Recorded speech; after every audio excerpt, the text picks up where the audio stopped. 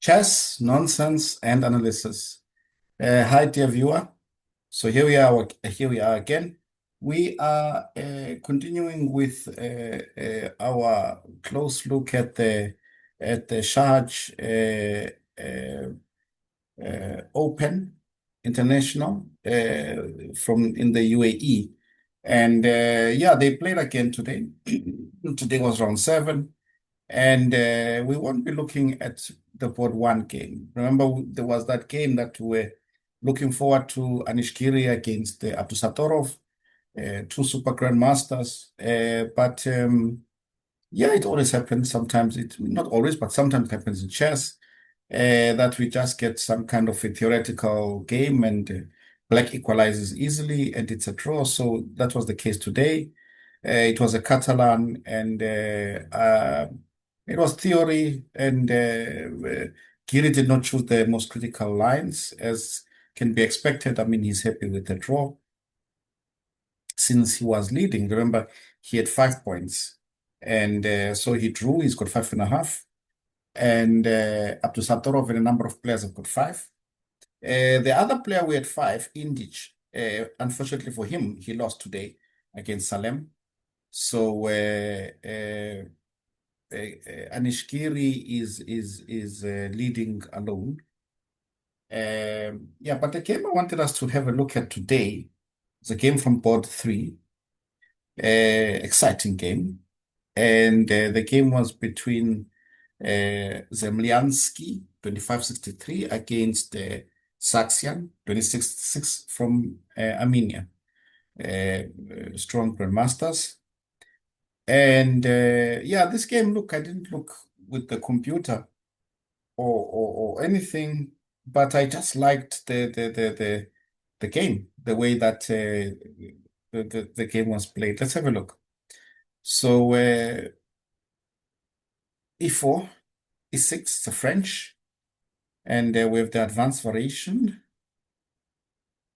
Bishop D7, one of the lines, Bishop E2, 97, castles and knight F5. Yeah, this line, the ever creative Levon Aronian has been playing this line recently with the black pieces, with very interesting games against. He was playing it against of course, at the very highest level.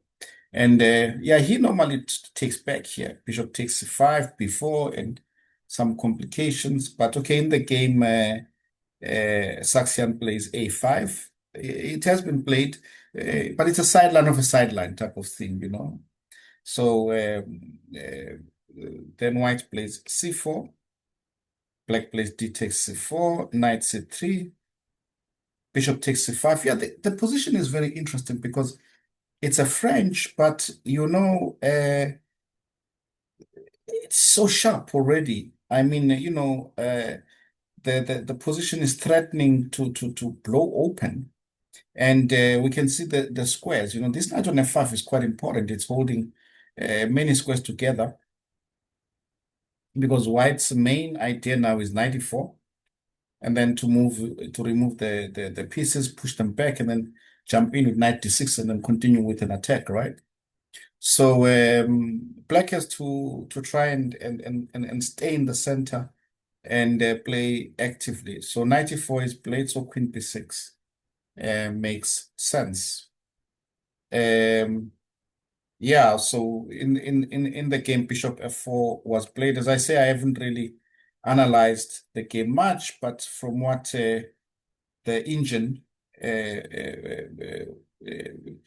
you know, put when I downloaded the game, G4 apparently was the best move, but the position is so unclear. Like if we follow the line 97, as we said, you know, the knight is important, right? Bishop E3 trying to get to D6, bishop take E3 check, king F8, knight takes C4. I mean, look at this position. It's a complete mess. And very unclear position. The king, things are open, but white's king is also not the safest in the world.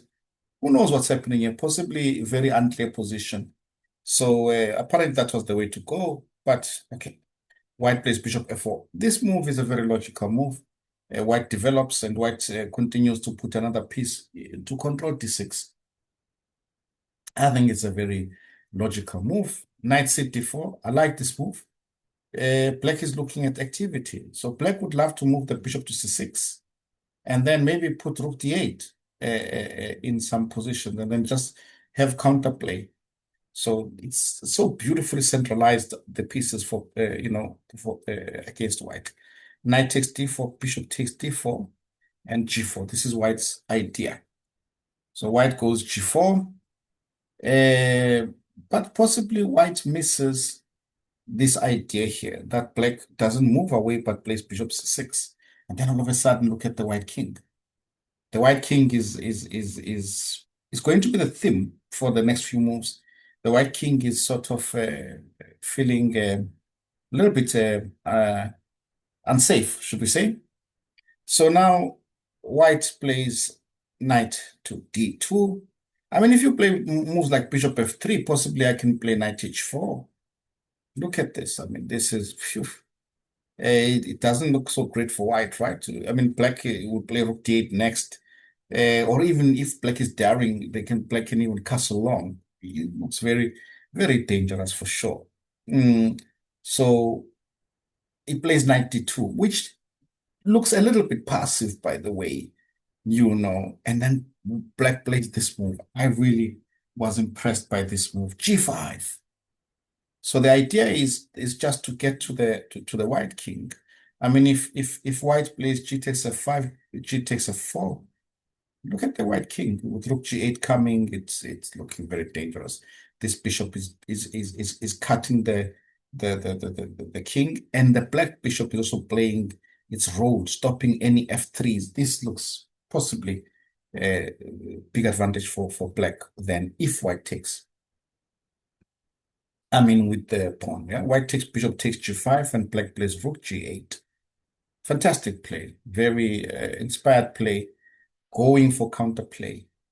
Bishop f6, and now there starts to be like a number of shots. 93. Wow. Yeah, obviously, white cannot take the knight because if white takes the knight, bishop takes e3 check, and you have no move except for rook f2. So knight takes c4 is forced.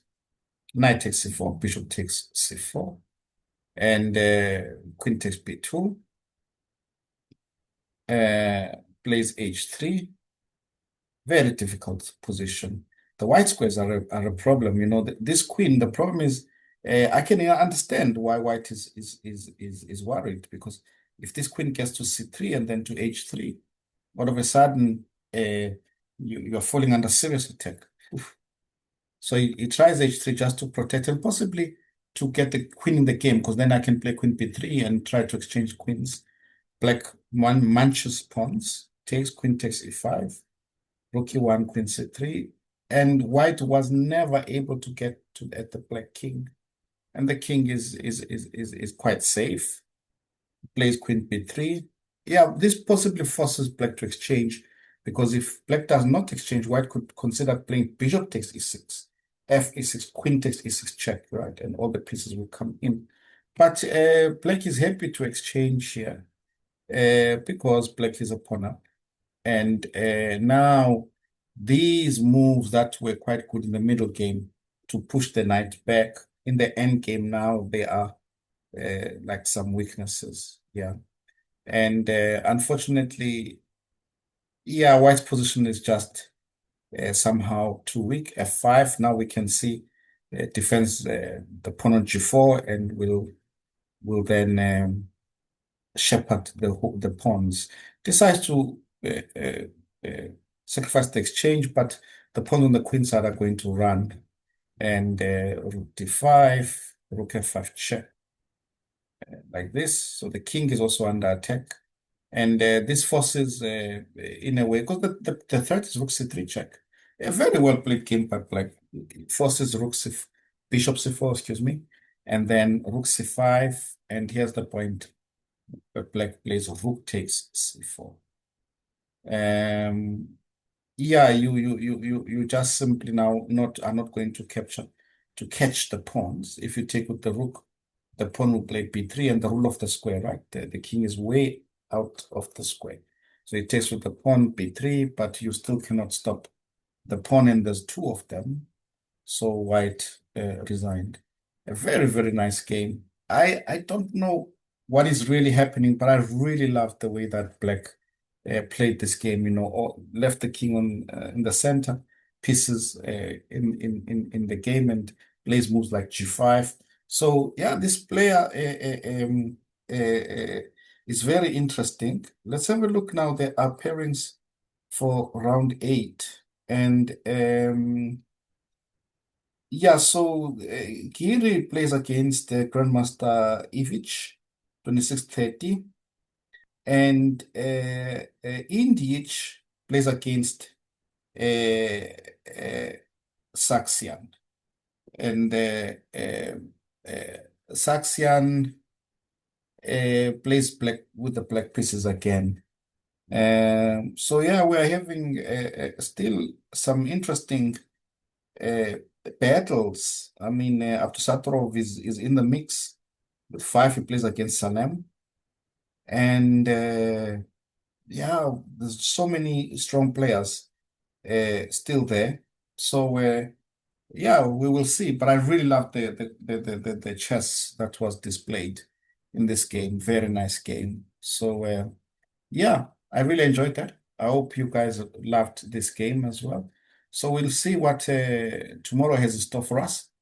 And till then, yeah, till we meet next time, dear viewer, I will then say checkmate.